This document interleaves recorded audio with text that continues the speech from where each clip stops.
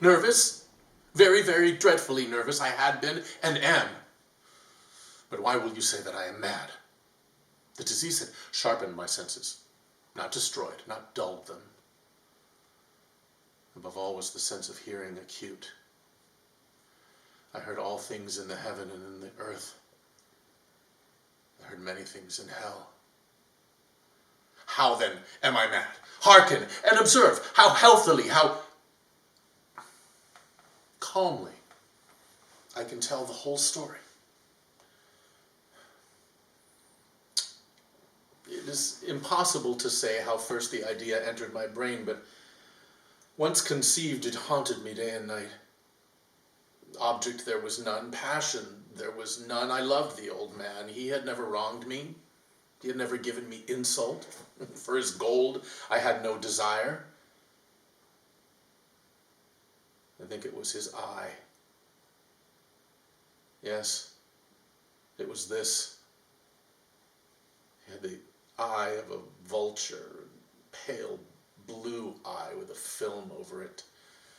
Whenever it fell upon me, my blood ran cold. And so, by degrees, very gradually, I made up my mind to take the life of the old man, and thus rid myself of the eye forever. Now, this is the point. You fancy me mad. Madmen know nothing. But you should have seen me. Huh? You should have seen how wisely I proceeded, with what caution, with what foresight, with what dissimulation I went to work. I was never kinder to the old man than during the week before I killed him. And every night, about midnight, I turned the latch of his door and opened it, oh, so gently. And then, when I had made an opening sufficient for my head, I put in a dark lantern, all closed, so that no light shone out. And then I thrust in my head. You would have laughed to see how cunningly I thrust it in. I moved it slowly, very, very slowly, so that I might not disturb the old man's sleep. It took me an hour to place my whole head within the opening so far that I could see him as he lay upon his bed. Would a madman have been so wise as this? And then, when my head was well in the room, I undid the lantern cautiously. Oh, so cautiously, for the hinges creaked. I undid it just so much that a single thin ray fell upon the vulture eye. And this I did for 7 long nights, every night, just at midnight. But I found the eye always closed, and so it was impossible to do the work, for it was not the old man who vexed me, but his evil eye. And every morning, when the day broke, I went boldly into the chamber, and I spoke courageously to him, calling him by name in a hearty tone, and inquiring how he has passed the night. So, you see, he would have been a very profound old man indeed, to suspect that every night, just at 12, I looked in upon him while he slept. Upon the 8th night, I was more than usually cautious in opening the door. A watch's minute hand moves more quickly than did mine. Never before that night had I felt the extent of my own powers, my sagacity. I could scarcely contain my feelings of triumph to think that there I was, opening the door little by little, and he not even to dream of my secret deeds or thoughts. I fairly chuckled at the idea, and perhaps he heard me, for he moved on the bed, suddenly, as if startled. Now, you may think that I drew back, but no. His room was as black as pitch, with the thick darkness, for the shutters were close fastened for fear of robbers. And so I knew that he could not see the opening of the door, and I kept pushing it on. steadily, steadily. I had my head in, and I was about to open the lantern when my thumb slipped upon the tin fastening, and the old man sprang up in bed, crying out, "Who's there?" I kept quite still and said nothing. For a whole hour I did not move a muscle, and in the meantime I did not hear him lie down. He was sitting up in the bed, listening, just as I have done, night after night, hearkening to the death watches in the wall. Presently, I heard a slight groan, and I knew it was the groan of mortal terror. It was not a groan of pain or of grief, oh no. It was the low, stifled sound that arises from the bottom of the soul when overcharged with awe. I knew the sound well. Many a night, just at midnight, when all the world slept, it has welled up from my own bosom, deepening with its dreadful echo the terrors that distracted me. I say I knew it well. I knew what the old man felt and pitied him, although I chuckled at heart. I knew that he had been lying awake ever since the first slight noise, when he had turned in his bed. His fears had been ever since growing upon him. He had been trying to fancy them causeless, but could not. He had been saying to himself, "Well, it is nothing but the wind in the chimney. It is only a mouse crossing the floor, or it is merely a cricket which has made a single chirp." Yes, he had been trying to comfort himself with all these suppositions, but he had found all in vain. All in vain, because death, in approaching him, had stalked with his black shadow before him and enveloped the victim. And it was the mournful influence of the unperceived shadow that had caused him to feel, although he neither saw nor heard, to feel the presence of my head within the room.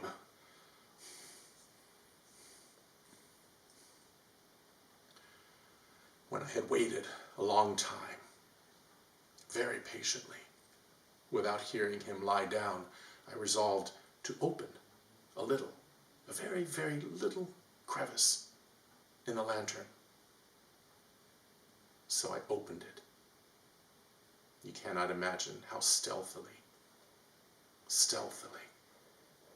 until at length a simple dim ray, like the thread of a spider, shot from out the crevice and fell upon the vulture eye. It was open. Wide open, and I grew furious as I gazed upon it.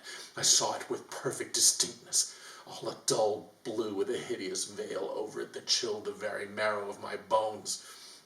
But I could see nothing else of the old man's face or person, for I had directed the ray as if by instinct precisely upon the damned spot.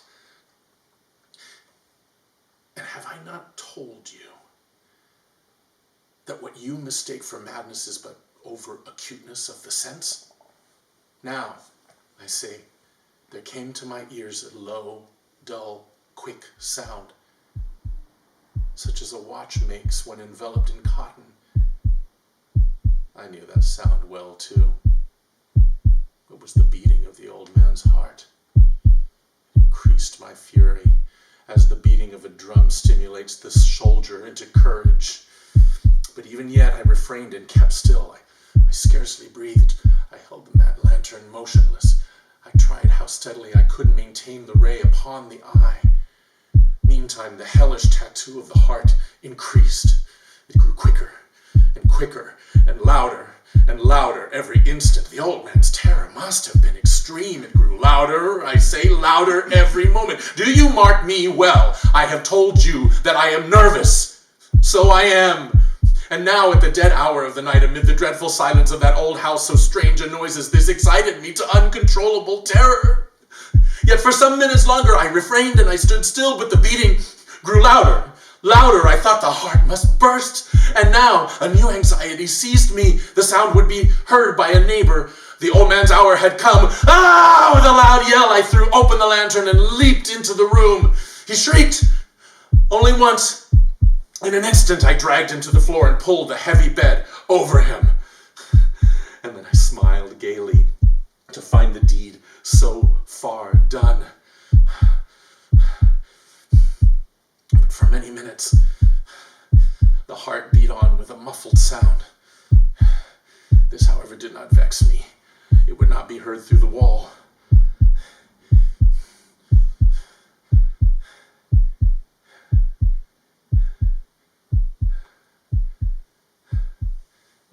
At length it ceased. The old man was dead.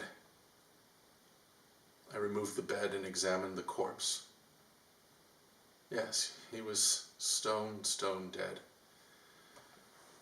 I placed my hand upon the heart and held it there many minutes.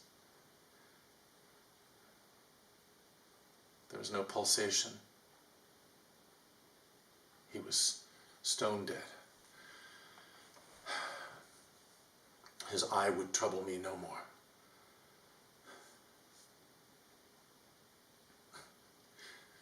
If still you think me mad, you will think so no longer when I describe the wise precautions I took for the concealment of the body. The night waned and I worked hastily, but in silence. First of all, I dismembered the corpse. I cut off the head and the arms and the legs. And then I took up 3 planks from the floor of the chamber and deposited all between the scantlings. I then replaced the boards, so cleverly, so cunningly, that no human eye, not even his, could have detected anything wrong. There was nothing to wash out, no stain of any kind, no blood spot, whatever. I had been too wary for that. A tub had caught all. When I made an end of these labors, it was 4 o'clock. It's still dark as midnight.